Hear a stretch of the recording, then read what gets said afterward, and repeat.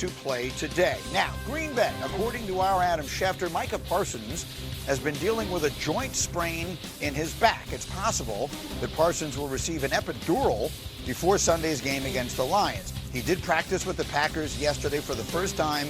According to several players at practice, he was a limited participant. Now, we all sort of scoffed at his quote-unquote sore back while he was a hold-in Dallas. Does this suggest, Grouse, that there is something more than we expected involving his condition? I don't think it's. It doesn't. I don't think it's anything serious. You know what I mean? Like, I don't think it's anything that like Packers fans and the Packers should be worried about. And the reason I don't think that is because the Green Bay Packers traded 2 first-round picks, one of their defensive starters, and then gave him $47 million a year, $150 million guaranteed. They did a physical. So if there was anything to be concerned about long-term, then maybe the Packers don't. I mean, this is a serious organization. Like, this is not, you know, they're not just doing it just to do it. They would be careful. So I don't know. You know, these details come out now.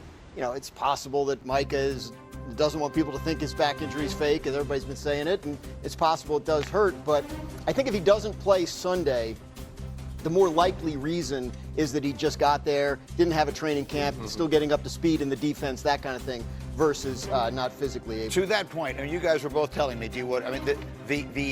just how comprehensive the physical is when any NFL team brings you in, regardless of your status, much less a guy that they're going to pay that kind of money to. Yeah, I just can't imagine, even with, you know, the injury that we're talking about with Micah Parsons, the team literally giving out that compensation, both, you know, draft picks and contract, and you're not able to. You have to pass the physical in order for the team, the Green Bay Packers, to dole out that much to acquire a player. It's just not possible. So in the event he doesn't play, you were telling me that that's a different decision that they'll be making relative to what his impact could be this quickly. Yeah, I think that's more a football decision because you have to look at it. There's 53 guys on a roster on game day. You don't get all 53. So you have to dictate who's playing and who's not. Micah Parsons' impact in 10 to 15 plays, is that worth not having another guy available to play a full 4 quarters wherever you may need him? I think that's the decision Jeff Hafley, the defensive coordinator, and Matt LaFleur, the head coach, have to make when it comes to your point. So what you're saying is that this is a guy, regardless of whatever the condition of his back is, he hasn't been practicing, he hasn't been in football shape, as you guys talk about all the time. He gets there and goes through his first workout yesterday. You don't think he can play a full game on Sunday? You develop a package for Micah Parsons. For one, he doesn't know your playbook. He doesn't know the communication. He can't go out there for 65 snaps and line up next to guys and know what he's doing. So you design a package to get him out there and get him in a position to create havoc. Okay, so that's fair. So let's talk about what he does bring to this team, whether it is this coming Sunday. By the way, they open with the Lions, so that is a game that could wind up having enormous impact as the season goes forward if we project both those teams to be really good. But if I can put up B11, here's why Micah Parsons might be exactly what this team needed. The Packers defense was good last year, Dan, but they were not good at rushing the passer.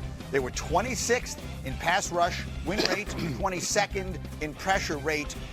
Micah Parsons was the second best player in the league in that category a year ago. He is the final. They are hoping that, you know, when you have a jigsaw puzzle and you have one piece left, and they're hoping he's that. They lost 6 games last year that they were trying to win. 2 to the Lions, 2 to the Vikings, 2 to the Eagles. Top 3 teams in the NFC. Right. The Packers feel like they're pretty close. They beat everybody else. So we need to do something to elevate to that level and ideally beyond.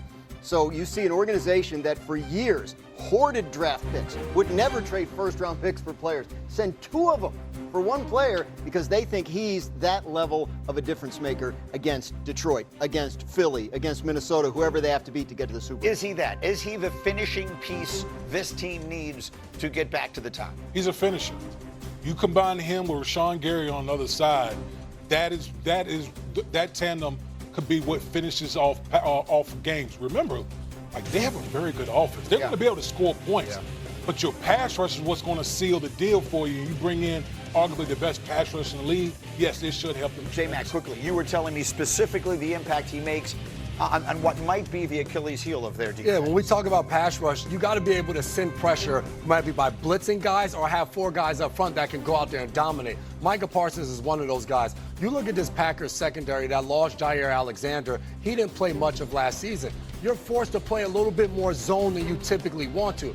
Those guys on the screen, Bo Melton, a wide receiver converted to a cornerback to add depth for them, those are the guys with the biggest smile in the locker room when they see the trade for Micah Parsons. You know what? Life just got easier. Now the quarterback has less than 2 seconds to get the ball off before somebody's punching them in the mouth. They'll have a big smile. They went home, called wife, like, hey, we might be here for a little bit of while. Yeah, Contract just this got thing pushed could down go the well. line. Although it's not going to be easy week 1, obviously, against the Lions and that crazy offense and Amon-Ra St. Brown and those guys. Okay, let me run a very quick hurry up. One item only with you, Dan Graziano, and that is in Miami, I noted with interest that Tyreek Hill was not named one of the team's captains. And after all that has gone on there with some of the controversy of his comments and now trying to work his way back in to good graces, I would ask you the question, is this something or is it nothing?